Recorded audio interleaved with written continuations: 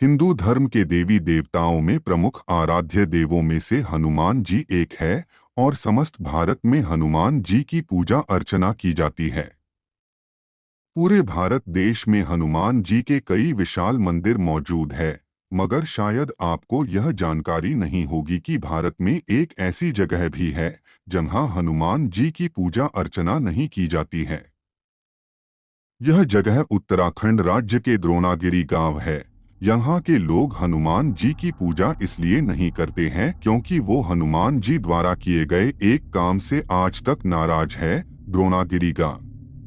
द्रोणागिरी गांव उत्तराखंड राज्य के चमोली जनपद के जोशीमठ नीति मार्ग पर स्थित समुद्रतल से लगभग 14,000 फुट की ऊंचाई पर स्थित गांव है।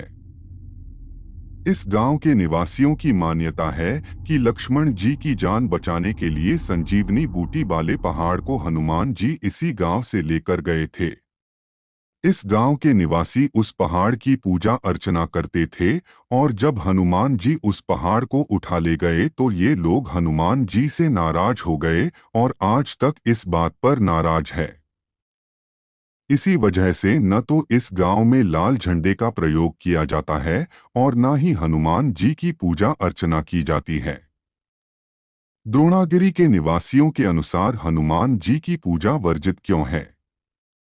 इस गांव के निवासियों के अनुसार जब हनुमान जी संजीवनी बूटी लेने के लिए द्रोणागिरी गांव पहुंचे तो वे भ्रमित हो गए। उन्हें समझ ही नहीं आ रहा था कि किस पहाड़ पर संजीवनी बूटी है और किस पर नहीं। ठीक उसी समय उन्हें एक बुजुर्ग महिला दिखाई दी। तब हनुमान जी ने उस बुजुर्ग महिला से पूछा कि माता संजीवनी बूटी किस पहाड़ पर मिलेगी। तब उस बुजुर्ग महिला ने हनुमान जी को बूटी बाला पर्वत दिखाया और हनुमान जी तुरंत उड़कर उस पहाड़ पर पहुंच गए। मगर वहां पहुंचकर उन्हें कुछ समझ ही नहीं आया तो वो फिर से उस महिला के पास पहुंचे और पूछा कि उस पहाड़ पर संजीवनी बूटी कहाँ मिलेगी। इस पर उस महिला ने हनुमान जी को वो जगह दिखा दी। तब बजरंगबली ने संजीवनी बूटी वाले एक बड़े हिस्से को तोड़कर लेकर चले गए। जब द्रोणागिरी के निवासियों को इस बात का पता चला कि बजरंगबली पहाड़ लेकर चले गए हैं और इसी गांव की एक महिला ने उनकी मदद की है, तब से उस महिला का समाज से बहिष्कार कर दिया गया और हनुमान जी की पूजा को प्रतिबंधित कर दिया गया।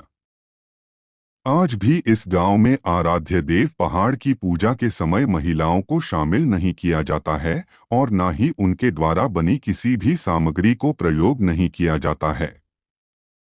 वाल्मीकि द्वारा रचित रामायण के अनुसार हनुमान जी द्वारा पर्वत उठाकर ले जाने का प्रसंग वाल्मीकि रामायण के युद्ध कांड में मिलता है।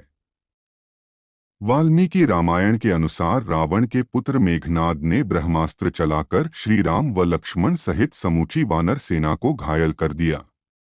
अत्यधिक घायल होने के कारण जब श्री राम व लक्ष्मण बेहोश हो गए तो मेघनाद प्रसन्न होकर वहां से चला गया। उस ब्रह्मास्त्र ने दिन के 4 भाग व्यतीत होते होते 67 करोड़ वानरों को घायल कर दिया था। वाल्मीकि द्वारा लिखित रामायण के युद्ध कांड में बजरंगबली द्वारा संजीवनी लाने के लिए पहाड़ को उठाकर ले जाने का उल्लेख मिलता है। जब मेघनाद ने ब्रह्मास्त्र को चलाकर लक्ष्मण जी को घायल कर दिया तब मेघनाद वहां से खुश होकर चला गया कि लक्ष्मण की तो मृत्यु हो गई। मगर जब बजरंगबली जामवंत और विभीषण राम और लक्ष्मण के पास आए तब विभीषण ने हनुमान जी से कहा कि सिर्फ तुम ही लक्ष्मण जी को बचा सकते हो, इसके लिए तुरंत हिमालय पर्वत पर जाओ और वहां से औषधियों को लेकर आओ जिससे लक्ष्मण जी के साथ बाकी सेना को भी बचाया जा सके।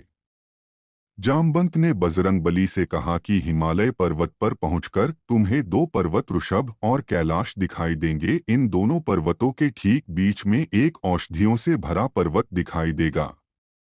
इस पर्वत पर 4 औषधियां मृत संजीवनी, विशल्यकर्णी, सुवर्णकर्णी और संधानी नाम की औषधियां होगी। इन औषधियों की चमक से सभी दिशाएं चमकती हैं।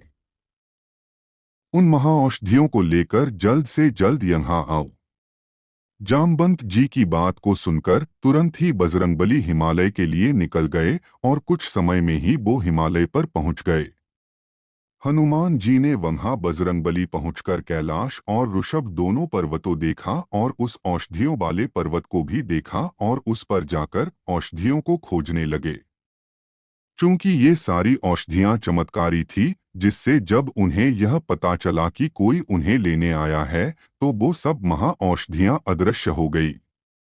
इससे हनुमान जी बहुत ही क्रोधित हो गए और क्रोधित होकर संपूर्ण पर्वत को ही जिस पर वो महाऔषधियां लगी हुई थी लेकर आ गए। पर्वत को लेकर कुछ समय में ही हनुमान जी श्री राम और लक्ष्मण जी के पास पहुंच गए। बजरंगबली को संजीवनी बूटी के साथ देखकर पूरी सेना में उत्साह छा गया और लक्ष्मण जी का उपचार किया गया, जिससे कुछ समय में ही लक्ष्मण जी और समस्त वानर सेना स्वस्थ हो गई। इसके बाद श्री राम की आज्ञा से बजरंगबली इस पर्वत को वापस उसी स्थान पर रख आते हैं जहां से वो इस पर्वत को लेकर आए थे। दोस्तों, आपके कीमती समय के लिए प्रेरणा भाव के तरफ से आपका धन्यवाद। दोस्तों, आपको अगर हमारा ये वीडियो पसंद आया हो तो कृपया सब्सक्राइब, लाइक और कमेंट जरूर करें। अगर आपके कुछ सुझाव है तो कमेंट करके हमें बताएं।